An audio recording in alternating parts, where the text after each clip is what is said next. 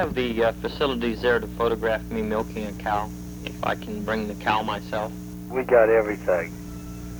Uh, Wouldn't it be better to bring let us go to the cow? Technically, yes.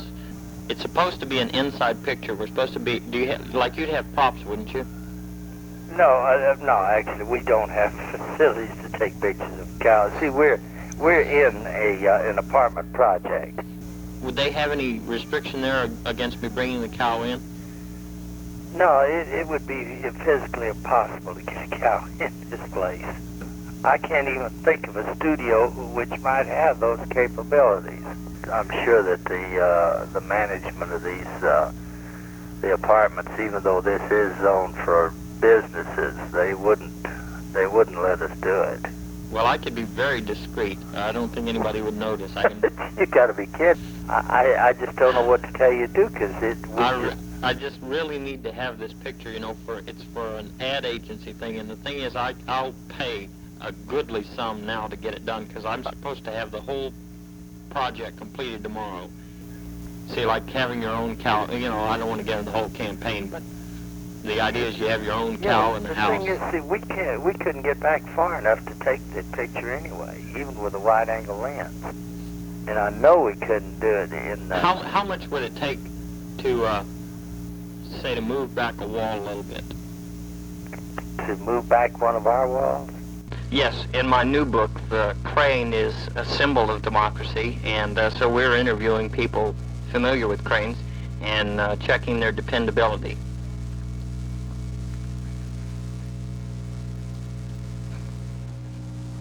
What am I supposed to say? The book is nonfiction. It has a lot of pictures, some of the big cranes. To make the book honest, we don't want to talk to the people really in charge. We're talking to the people who have had experience with cranes, but we want to eliminate as much as possible the operational bias that enters into the contextual format. A lot of these books just become the company line. Well, how about me let you talk to my mechanic, and maybe he can answer those questions for you? Yeah, I've been invited to one of those parties that, well, for me, would be more than an experience. It would be a way of life. And the wear of the evening is, as I understand it, the 16th century Capesian gown. I don't even know what to ask for. Is that some kind of a tuxedo? Capesian. 16th century Capesian? 16th century Capesian. I know that it has kind of tails like a duckbill thing in the back. They split. It's cut sheath all the way up to about the middle of the back, and there's supposed to be a lot of buttons on it. Where, I cannot tell you. I could speculate endlessly. Well, we have one. There's a gray one that it's slit down the back and has buttons in the back. Yeah. Well, the people downtown weren't as polite as you were. They knew nothing about Capezio, and they were the first to tell me this. They suggested that Capezio not only didn't rule, but wasn't qualified to rule, and I think we both know differently. Because I have heard of a king, of an Edwardian tux. There is such a thing here. Somewhere. Yeah, well, Capezio, as far as I understand, invented the Edwardian tux, and the first ones had 8 buttons, and it wasn't... the people in royalty had 8 buttons, and if you didn't have those, then, that showed you were a peon, or whatever the equivalent was then. And at this party, obviously, nobody wants to show up as a peon. Yes, I wanted to see if you had any of a new product. It's called, I think, the Dynamite, but it can be a different brand name as long as it's the same thing. It gives your car worse gas mileage so that you, qualify for the new higher taxes for gas guzzlers and so forth. No, we don't have it. Do you know any way that you could do that with any of the parts that you have there? Reduce your mileage? Gas mileage lousy? Yeah. Well, somebody told me that if you just put some of the wrong things in your tank that you can really foul it up and reduce your mileage considerably without actually damaging the engine. Well, pull one spark plug wire. Pull a spark plug wire? Yeah. Yes, I need to check on a point of rental policy there. I'm having a large party, and I'd like to rent a lot of food. I need to impress some of my guests. and I was wondering if you have a policy on that. On renting what again? Renting some food. I need a little bit of perishables, but primarily I need canned goods. I just need to have my cabinets look very stocked to make a good impression, and I only need about 24 hours is all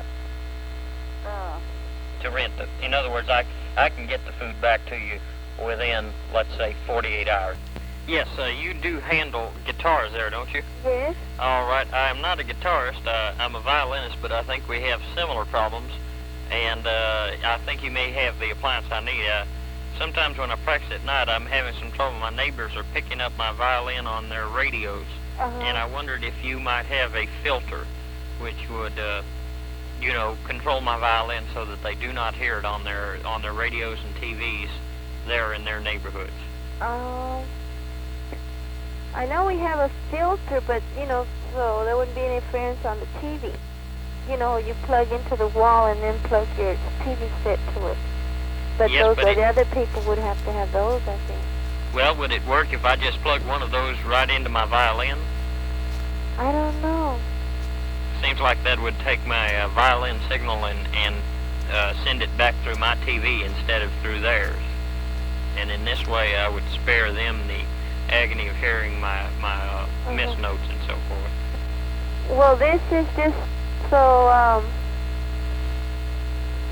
you won't get any other noises on your TV. Yeah. You know, it's just a filter. I use one of those to keep the, see, I used to have problems with my dishwasher in the TV, and I attached one to the dishwasher. I didn't know if that the same sort would work on my violin or not, because the violin, of course, is made of wood, and the dishwasher is effectively ceramic. Stan, it's been years. How are you? I am feeling great.